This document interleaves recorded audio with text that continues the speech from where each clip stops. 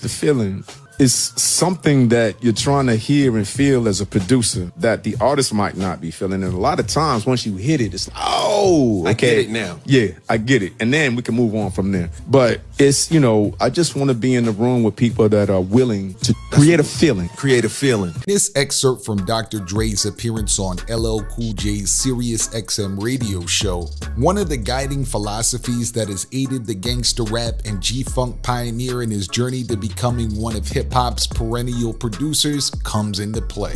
Step number 1, follow your instincts. For Dre, music is both a cerebral and intangible experience. Although his mind and know-how is required to make the music, he speaks of the act of crafting a beat and the subsequent arrangement and artists that help to make it into a fully fledged song in a way that feels more like it is led by how the track registers on an involuntary level than if it sounds adequately like what you've come to expect from his catalog. In many ways, this is unsurprising when you consider that the appreciation and analysis of the form seems to have been hardwired into him since birth. I've looked at pictures that my mom has of me from when I was 4 years old at the turntable, Dre once reflected. I'm there, reaching up to play the records. I feel like I was bred to do what I do. I've been into music and listening to music and critiquing it my whole life. Fascinated with the sound and artistry from an early age, Dre's devotion to the craft is so deep that when it comes to capturing the material of others or overseeing one of his very seldomly released solo projects such as The Chronic, 2001, or 2015's Compton,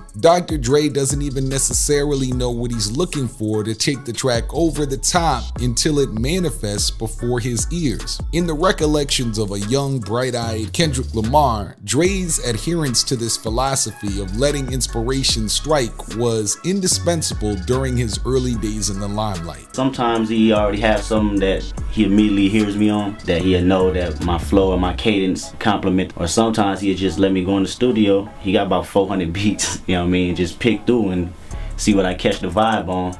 He all about the feeling, he'll never want to rush, never want to sit with it too long about creating, unless it's one of them ones, that's for sure.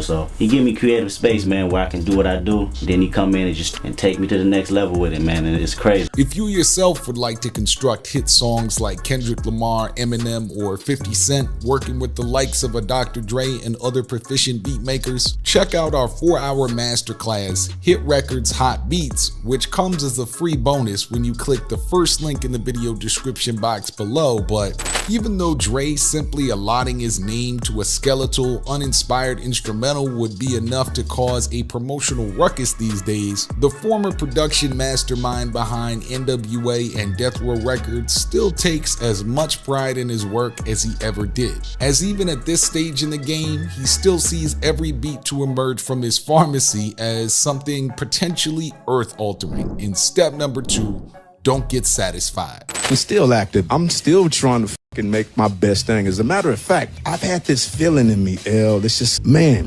there's something in me that needs to get out creatively. And it's crazy. I drive my wife crazy with this. Man, it's just like something I know the best thing that I've ever done is in me, and I'm having trouble finding it. I don't know where to go to get the inspiration. I don't know. I know I've done a lot of great things, but I feel like I haven't done the best thing yet. Let me ask you this. Did you feel like that way back then still? Did you feel like your next best thing is your next best thing? 100%. That's it. I don't know if it's something that keeps me going or if it's something that I can actually make a reality. I'm not sure. I hope you're right. No, I'm right. Because I'm chasing it. 38 long years on from first releasing music to the world as part of the world-class Wrecking Crew, Dr. Dre still believes his best days are in front of him, and that's what truly separates him from the pack. Whereas other beat makers may have a platinum-encrusted run and then be content to peddle the same sound or fall into the category of heritage act, Dre sees untapped potential in himself, and that's exactly how any true producer, whether seasoned or in their infancy, should approach music. Driven to the point of obsession, it's notable that these remarks came on an edition of LL Cool J's radio show in 2019, as opposed to 1999. Although Dre would have been forgiven for taking his foot off the gas now that he's about as financially and reputationally secure as a man could be, he still believes that every modicum of music to come out of his camp must have the same ability to potentially ignite a deep cover-sized shift in the culture. Eternally gazing forward with little regard for the past, Dre has been open about the fact that he can't even pinpoint his best track as he's incapable of resting on his laurels. Let's talk about some of the big hits. Your favorite. I can't. You know why? I get asked that question all the time, and my answer is always the next one.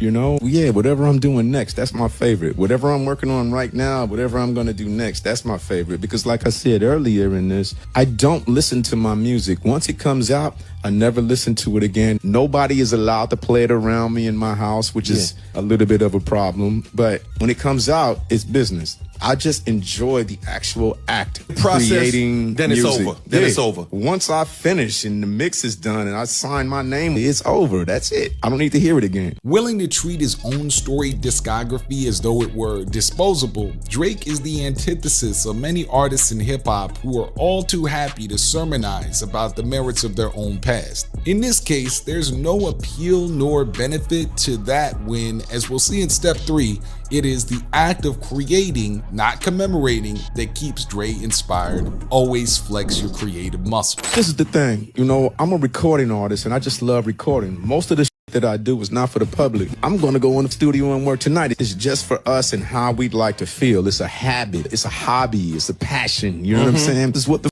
fuck I do. Just love making. Some of it can come out and, you know, be a commercial success or whatever but I would say, man, 75, 80% of this just for us, you know, just for us to vibe to and have fun with. And just create and just feel that energy. Because most people have this thing in their head. What I do, I want people to hear it or it's supposed to come out. I'm the opposite. In hip hop, there is a tendency for popular artists to be confident in their abilities to the extent that at times they can take them even for granted. Think of every listless guest verse you've ever heard from an MC or the times where you've heard about a producer and a rapper linking up and instantly got excited only for the end product to sound haphazard. For Dre, there was no earthly reason to find this comfort in his craft even when he's had all the success in the world. Instead, his approach is one that's more in line with the age-old adage of use it or lose it than it is the offhandedness with how others treat their gifts. In Dre's diligence and desire to get in the studio,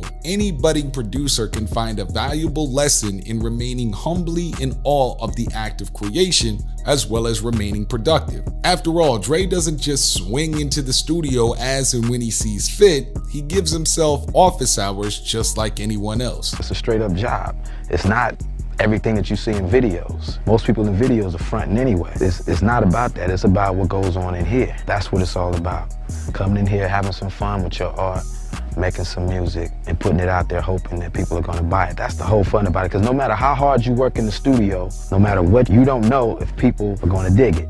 Having previously compared working on his music to oxygen, Dre treats everything he does with the same enthusiasm and, perhaps just as importantly, seriousness. In his eyes, making, let alone publicly dropping, anything that'd fall afoul of what people expect from him would be an egregious trespassing of himself. So, in order to keep himself sharp, Dre doesn't just stay with a track until he gets it right, but looks at music with an encyclopedic interest. And to his mind, that's the key to the success that he's obtained. The secret to my longevity is the fact that I'm a perfectionist and I listen to everybody's shit. I mean, even R&B, I listen to classical music sometime, I listen to heavy metal, I just listen to everything. And really, I listen to the whack more because I want to know what not to do, the stuff that's not selling. It's easy to pick up a hit and know what people are buying.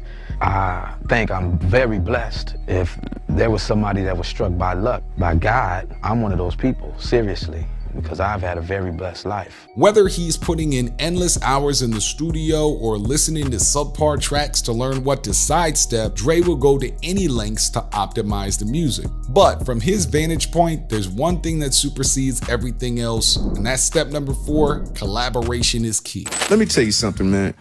The collaborative effort for me is everything. I've never done one thing in my career by myself. It's all been a collaboration. I love collaborating. I love being in the studio with like-minded people that understand where we're trying to go with this music. So, and that's the magic, for me at least. Since the outset of his career, Dre has worked in tandem with others, and for him, it's where the joy resides. Back in the world-class Wrecking Crew, he combined his efforts with Alonzo Hawkins and Marquette Hawkins. After that, NWA gave him the chance to revolutionize gangster rap alongside Ice Cube, Eazy-E, MC Ren, and Yella. Once he broke out of the Ruthless Records roster and onto Death Row, he expanded his Rolodex of collaborators again and has continued to replenish them across the different eras of his Aftermath label. To Dre, the act of collaboration is essential to making something special. But on the flip side, his insistence on realizing each solitary note's full potential means that even when he's working with others, he leaves nothing to chance. By doing so, he's allowed to coax greatness out of his co-conspirators and proteges in a way that any producer worth their salt would seek to emulate. Dr. Dre was the perfect father figure, role model, mentor, and producer for me at the time because I was young, I was raw, but I needed direction and I needed some sculpting. And he was able to shape me and mold me and teach me the right way of how to do it. And he had the right team around me. And I've always respected the fact that he was willing to teach me when I was not who I am today. You know, people see the Snoop Dogg that's polished up and shined up, but they didn't see the one that was a rock, that he's seen the diamond in me. And I appreciate him for that. I want to thank him right now for that.